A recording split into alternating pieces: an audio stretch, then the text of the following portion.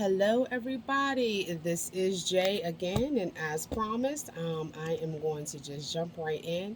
Like I had mentioned in my new to tarot, so am I video, I will be reviewing the tarot decks that I have and the oracle decks. I will try my best to power through these tonight, but I don't know if that's going to happen because I'm hungry and I might have to take a break and stuff like that. And I'm also a video game nerd and and I just got things to do. This is my weekend. This is my time off, and I have also taken, the next couple of days off during the work week that's coming up to just recharge. I needed to recharge something fierce, guys. So, yeah, but I just felt inspired to come and actually just start this channel and get it going. So we're gonna dive right into this, and I'll try my best not to ramble like I tend to do. Okay, so bear with me, y'all. All right. So the first deck that I will be reviewing is the True Heart Intuitive Tarot. This deck here, this is the guidebook that comes with it. This tarot deck was designed by Rachel True. And for those of us 80s babies who came to teenage years in the 90s, very well may be familiar with the movie called The Craft. And also, I think, was it half and half? Yeah, half and half. Late night. Thank you.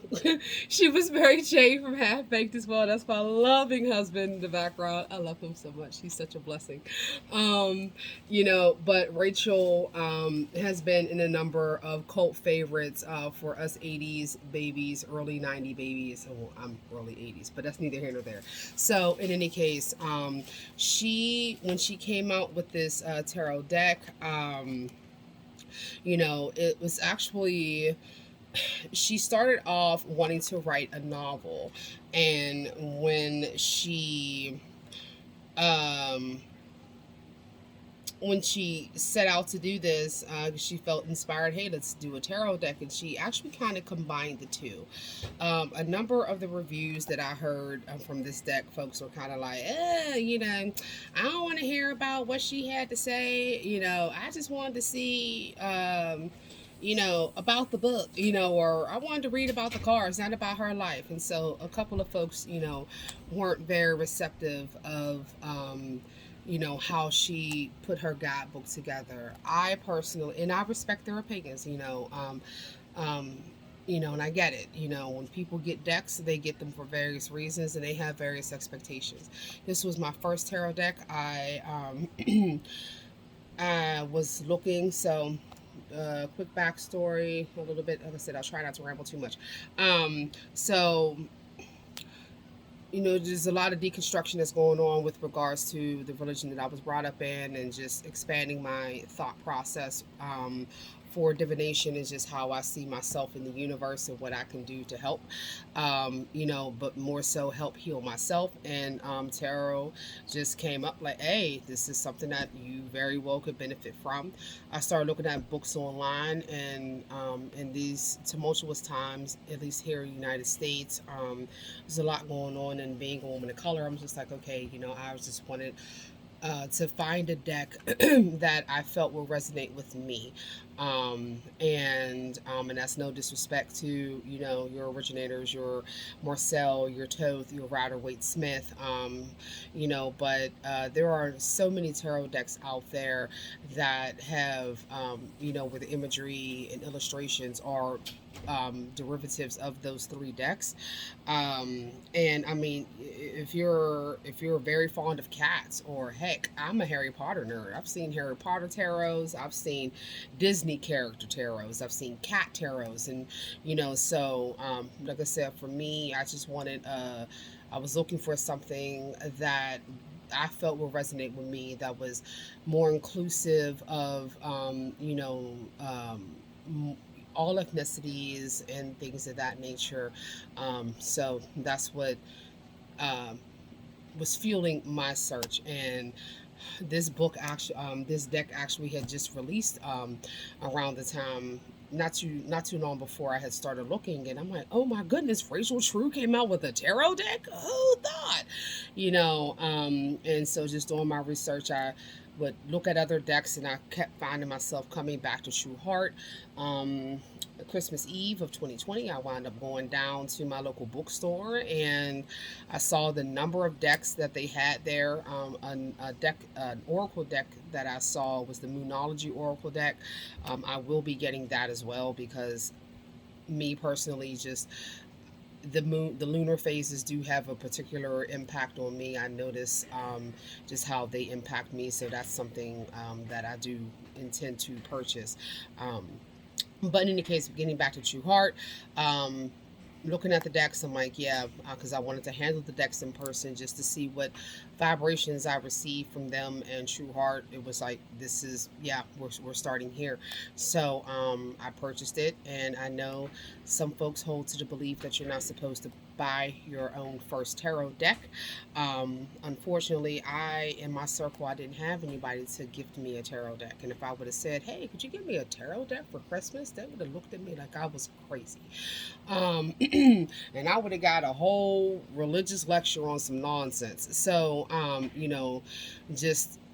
so saying what I have to say, I took the leap, I bought it, and I have been very, very pleased with this deck.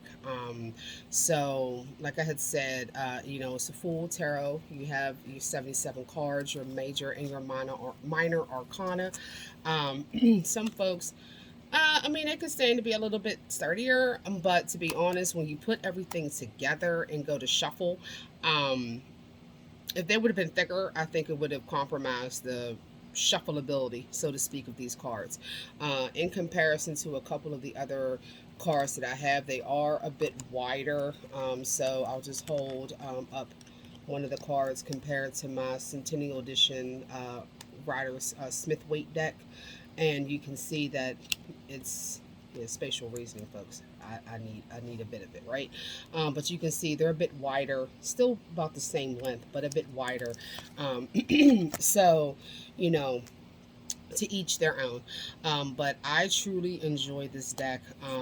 So what she did, her guidebook is I think, especially being new to reading tarot, excuse me, her guidebook does a good job at just explaining tarot, the suits. She even describes the numbers and what the numbers of the court, not the court card, but the number of the suits mean. So what happens when you pull an ace? What does that mean? Or a zero? What does the two mean? Two mean typically in numerology all the way up to 10. So a separate explanation for the court cards and things of that nature. So I really enjoyed. This guidebook, to be honest. And then, in terms of the spreads, you have your past, present, future spread. She explains the Celtic cross spread. But then there's another spread in here that she uses, and it's called the 11 card Mother Peace spread. And that spread, I absolutely love it. It's a spin off of the Celtic cross. It has one more card, but it tells such a complete story. And like I had mentioned in my previous video, tarot is at least for me, it is an energetic snapshot in time. So it's a good way to help you identify or rationalize with, and reconcile the energy that is coming in. That was present before, what's moving through, what is being projected outward, what your root concerns are, and things of that nature, and then influencing factors around you, again, based off of the energy that you are projecting at that time. So that 11 card Mother Peace spread, to me, it is very, very descriptive. For newbies like myself, I have my own journal, and I write out. So when I do a spread, I write out the cards, the spread that's used, positive interpretation, negative interpretation, what's the vibration that I feel. It's a pretty involved process. So doing that for 11 cards and then any clarifying cards that are pulled, it can be a bit exhaustive, exhausting. It's a pretty heavy mental exercise, but for me, it has helped me gain insight into just how I'm operating, and just the energy that I'm putting out. And then just, it also helped me develop my intuition in a sense. And okay, this is what I'm feeling. And, as I'm practicing more and doing it more, things are getting a bit easier, but it is a comprehensive thing that I go through when I do the 11 card Mother Peace spread, at least for myself. So, another thing that I wanted to mention again, um, she Rachel wanted to write a novel, and what's really cool is that for the major arcana cards, in the guidebook, obviously she gives a description of the card, what it means in high vibe and low vibration, and then how it can be interpreted in your personal life, in your love life. So for you personally, then how it can relate with regards to intimate relationships and then work, the low vibration definition. And then she adds an anecdote, an anecdotal story from events in her life, whether it was when she was coming up, or her experiences as a growing actress in Hollywood. So she was able to get that novel aspect into it. And like I said, I personally enjoyed it. The anecdotes to me were relatable. Um, and did add a sense of perspective, so to speak, for the cards in the major arcana. The minor arcana do not have the anecdotes, they just have the card, your picture of the card, and your descriptors in high vibration, low vibration, and then what the interpretation can be. All right, so that's that. In comparison to the Smith Waite deck, so her deck, the colors are very bright and vibrant. When you look at the Smith Waite, you're looking at the color palette of that marigold, hints of red and green, some blues in there, white, but it's a pretty, has some oranges or whatnot, but for the most part, and again, my lighting isn't the greatest. I'm just in a relaxed mood right now, so the lighting in my space is subdued. But also, this deck that I have for the Smith Waite, the colors are not as striking, so the color palette is even more subdued. But you have a pretty general color palette that consists of about 5 colors. With regards to Rachel's deck, you have a myriad of colors. Okay, so it's very vibrant, it's very bright.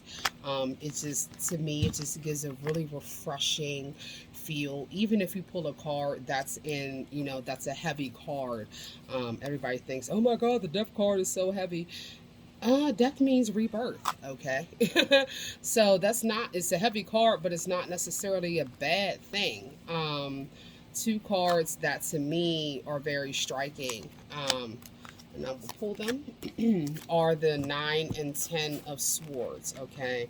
So with her suits, she has wands, which represents the element of fire, swords, which represents the element of air. Instead of pentacles, it's discs, and then we have cups, and cups is emotion, and then your discs or pentacle is earthly manifestation, physical manifestation. So in any deck that you pull, I will do some more exploration into the Thoth um, deck, because I just want to see how that has influenced the rider. I'm sorry, not the Thoth, the Marcel. I want to see how both the Thoth and the rider have um, been influenced by that deck, because the Thoth is older. I'm sorry, the Marcel is older. But yeah, in any deck that you see, the 9 of swords, okay, and the 10 of swords, these are very heavy cards. All right, and so when you're looking at your thoughts, and how you're processing your thoughts, you can be overthinking, and depending on the energy around you and the energy surrounding these cards, that can change the interpretation of a reading in any way. So you know So some cards are just heavy. All right, that's just all there is to it, regardless of the deck that you're looking at. One thing that I did notice, and I saw in some reviews of this deck, is there are a lot of eyeballs looking at you. Okay, in this deck, this is the Five of Discs. Okay, and another thing that you'll notice, so if eyeballs kind of weird you out, this might not necessarily be the deck for you, but the way I see it, there's always someone watching. Source is always watching, your guides, ancestors, however you want to word it. I mean, heck, if you're a parent, your kids are watching you, your pets are watching you, someone's watching. So, I mean, no one wants to think about eyeballs on them, but eyeballs are always on you, okay? So that's just a thing. Another thing that you'll notice in this deck, one thing that I appreciate is the fact that she has varying ethnicities and genders.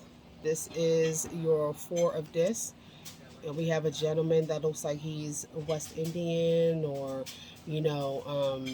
Asian.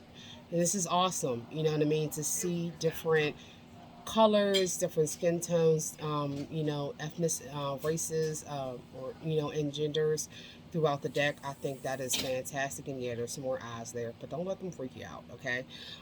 But another thing, and that's evident here in this card here, you'll also see um, folks that are devoid of ethnicity, um, and that's evident here in this Three of Discs. It's not in all the cards, but you have some of them.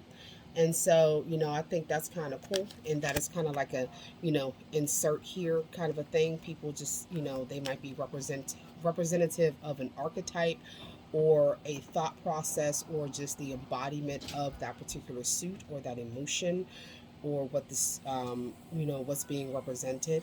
So, yeah, but the messages that I have received from this card, from this deck, is they've been clear, they've been concise. There's a bit of nostalgia that I have with this deck because this is my first deck, and it's but in terms of readings, for beginners, I do think that this is an appropriate deck, an adequate deck for beginners to get. Here is the Nine of Discs card. Okay. You don't have to have hair down to your butt to be beautiful. And this is your Ace of Cups card. Her imagery, it does, you can correlate if you put it next to the Smith Waite deck. You will see that there is a correlation of the imagery. So if you want to do a side-by-side comparison, you can, and you can pull from it, pull from both, and you can see that there is, that, like I said, that things correlate. But like I said, concise readings, good readings, very refreshing. Like I said, it's bright. I think it's an inclusive deck. It gives a good feel. And for beginners, I think the imagery is easy to interpret. And like I said, because you have more of the correlation to the Smith Waite, you're able to, if you want to look and do a comparison, you can do that. So my impression of the True Heart Intuitive Tarot deck, I really do enjoy this deck. And it is a good deck for beginners. But who's to say, some folks, different strokes for different folks. Some folks might not like it, and that's completely up to you guys. In any way, in any case, rather, be mindful to walk in light, love, life, and peace, and you do something for yourself today that makes you feel better than you did yesterday. So stay tuned. I have a couple more videos coming out, and yeah, take care, everybody. Alrighty.